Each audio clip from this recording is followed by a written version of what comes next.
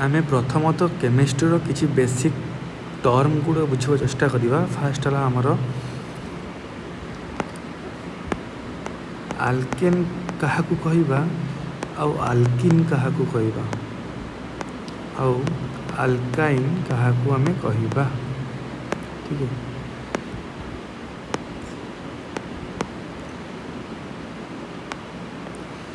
Alcaine क्या कहवा, आल्किन क्या कहवा, आल्काइन क्या कहवा। प्रथमतः जदि कार्बन कार्बन भितर सिंगल बॉन्ड अच्छी ताकू आम कहवा आल्केन ग्रुप अंडर आसुअछि। जदि कार्बन कार्बन भितर डबल बॉन्ड अच्छी तो तेबे ताकू आम कहवा यह आल्किन ई वाला आल्किन अंडर आसुअछि। जदि कार्बन कार्बन भितर ट्रिपल बॉन्ड अच्छी तो तेबे आम कहवा यह आल्काइन कैटेगरी अंडर आसूची। तो ये आम कौन जानले डिपेंड कर सिंगल बॉन्ड और डबल बॉन्ड और ट्रिपल बॉन्ड ऊपर डिपेंड करुच्ची हमारा क्या आल्केन आल्किन आल्काइन तीनटा जिनस डिपेंड करुच्ची। तो आल्केन आल्किन आल्काइन जानिबा परे आउ एक टर्म अच्छी आल्किल ग्रुप। आल्किल ग्रुप क्या कहवा जहाँ को आम सिंबलिकाली एक लेटर द्वारा एक्सप्रेस करिथाउ से लेटर टी होची आर। तो आल्किल ग्रुप किपरि डेवलप हम यदि आल्केन रु आम गोटाए एच को माइनस करदे तेबे जहाँ आम पाइबा ताकू आम कहवा कि यह आल्किल ग्रुप। ठीक अच्छे, ताकू आम कहवा यह होची आल्किल ग्रुप। तो जदि तुम पाखरे मिथेन ग्रुप अच्छी से आम गोटे एच को माइनस करला परे जहाँ आम पाइबा ताकू आम कहवा मिथाइल ग्रुप। ठीक अच्छे, अल्केन हो गया, अल्किन हो गया, अल्काइन हो गया, अल्काइल भी हो गया। ठीक, देन गोटे मॉलिक्यूल भितर थिबा एटम टी sp और sp2 और sp3 हाइब्रिडाइजेशन है। हमें ताको केमिति जानिबा गोटे मॉलिक्यूल रे थिबा एटम टी को हाइब्रिडाइजेशन आम केमिति ताको आम ट्रिक माध्यम रे जानिबा। तो कौन करवा ना जदि ये गोटा कार्बन अच्छी डबल बॉन्ड ये कार्बन अच्छी ये सिंगल बॉन्ड एच एच द्वारा अच्छी। ठीक अच्छे, तो आमको पचारूची जो कार्बन 1 अच्छी तो ये को हाइब्रिडाइजेशन आम केमिति कौन काउंट करवा। आम ट्रिक होची से आटमर चारि पार्श्व रे आम काउंट करवा केतोटी सिग्मा बॉन्ड अच्छी। तो सिग्मा बॉन्ड बेस रु आम ताकू काउंट करदबा। तो ये जो कार्बन टी अच्छी आम पाखरे तो चारि तरफ सिग्मा ए पाए बॉन्ड अच्छी। तो केतोटी सिग्मा बॉन्ड है 3टी सिग्मा बॉन्ड अच्छी। तो 3टी सिग्मा बॉन्ड अच्छी माने एस पी रहा, एस के ऊपर में 1 रहेगा और पी के ऊपर में 2। तो क्या हो गया इसका नाम sp2 हो गया। ठीक है, तो यही भली भाव में आम ताकू काउंट करवा से आटम रो चारि पाखरे केतोटी सिग्मा बॉन्ड अच्छी। तो ये देन तुम पाखरे सिग्मा बॉन्ड अच्छी पाए बॉन्ड अच्छी। तो आम ए कह सिग्मा बॉन्ड क्या कहवा पाए बॉन्ड क्या कहवा। जदि हाँ आम यह जानीचु कि एस स्ट्रक्चरटा हूँ स्पेरिकाल पीटा हूँ डम्बल टाइप। जदि दुईटी स्पेरिकाल भितर बॉन्डिंग हुए तो हेड हेड ओवरलैपिंग हेले। जदि स्पेरिकाल आउ गोटे डम्बल लोब ओवरलैप हम एच एच ओवरलैपिंग। जदि गोटे डम्बल और एक डम्बल के साथ ओवरलैपिंग करेगा इसका मतलब एच एच ओवरलैपिंग होगा।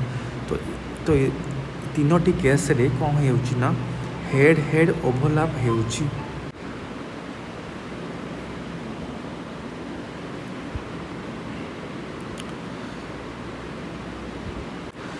तो जदि हेड हेड ओवरलैपिंग होउची जो बॉन्ड फॉर्मेशन हम ताकू आम कहवा सिग्मा बॉन्ड। ओके,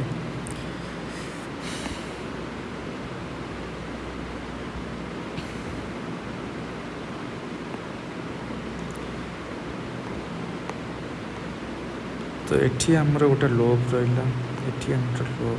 तो एमती बॉन्डिंग हेले आम कहवा H H bonding. H H bonding once ହେଲା ପରେ ଅନ୍ୟ ସବୁ ଅର୍ବିଟାଲ ଗୁଡ଼ିକ ପାଖକୁ ଆସିଯିବା ପରେ ଏମାନଙ୍କ ମଧ୍ୟରେ ସାଇଡ୍ ୱାଇଜ୍ ଓଭରଲାପିଂ ହେବ। ସାଇଡ୍ ୱାଇଜ୍ ଓଭରଲାପିଂ ହେଲା ପରେ ଯେଉଁ ବଣ୍ଡ ଫର୍ମେସନ୍ ହେବ ତାକୁ ଆମେ କହିବା ପାଏ ବଣ୍ଡ। ଓକେ, ହେଡ୍ ଓଭରଲାପିଂରେ ଯେଉଁ ବଣ୍ଡ ହେବ ତାକୁ ଆମେ କହିବା हेड ओभरलैपिंग जो बॉन्ड फॉर्मेशन हम ताकू आम कह सिग्मा बॉन्ड। साइड वाइज ओभरलैपिंग जो बॉन्ड फॉर्मेशन हम ताकू आम कह पाए बॉन्डिंग। तो सिग्मा बॉन्ड पाए बॉन्ड क्लियर हो गया। इसके बाद हम करेंगे डिस्कस कौन सा बॉन्ड स्ट्रॉन्ग है, इसके बारे में डिस्कस थोड़ा करेंगे। ओके,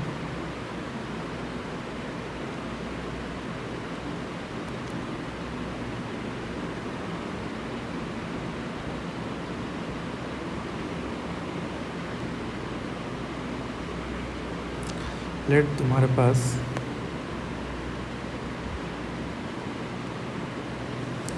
अभी तुम्हारे पास सिग्मा बॉन्ड है, पाए बॉन्ड है।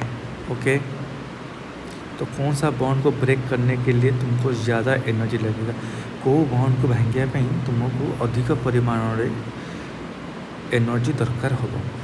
तो यदि ए आटम बी आटम अच्छी तो ये गोटे सिग्मा बॉन्ड, ये गोटे पाए बॉन्ड अच्छी। तो आम जानिलु जे पाए बॉन्ड हूँ साइड वाइज ओभरलैपिंग, सिग्मा बॉन्ड हूँ हेड ओभरलैपिंग। तो जोटा साइड वाइज ओभरलैपिंग हो सेटा लूजली अटैच्ड हो, ढिला थी, स्ट्रॉन्ग नथिबो, सेथिपाई बहुत शीघ्र भांगी जाई पारिबो कम एनर्जी अप्लाई करिकी, सेथिपाई एटा कम एनर्जी वाला बॉन्ड। तो जोटा रहा सिग्मा बॉन्ड ये पूरा स्ट्रॉन्गली अटैच्ड हो आउ न्यूक्लियस मध्य थी बॉन्ड, से स्ट्रॉन्ग जेहेतु अधिक परिमाण में एनर्जी आवश्यक हो। ठीक अच्छे, ये है सिग्मा एंड पाए बॉन्ड। आ गोटे क्वेश्चन पचारे तुमको single bond and double bond के बारे में। तो तुम पाखे गोटे मॉलिक्यूल भीतर सिंगल बॉन्ड अच्छी आ गोटे मॉलिक्यूल मध्य आटम रे डबल बॉन्ड अच्छी। तो कौटी अधिक परिमाण एनर्जी लगे, सेम आटम अच्छी बट ये सिंगल बॉन्ड ये डबल बॉन्ड। ठीक है, तो कौन हम ना जदि ये बी अच्छी, ये ए बी अच्छी, तो ये ए बी मध्य सिंगल बॉन्ड लेट 10 जूल अच्छी, तो ये भी 10 जूल हम। तो आपको भांगापी आमको लगे 10 जूल अमाउंट ऑफ एनर्जी लगे। एठी भी ए बी मध्य सिग्मा बॉन्ड को भांगापी भी 10 जूल लगे।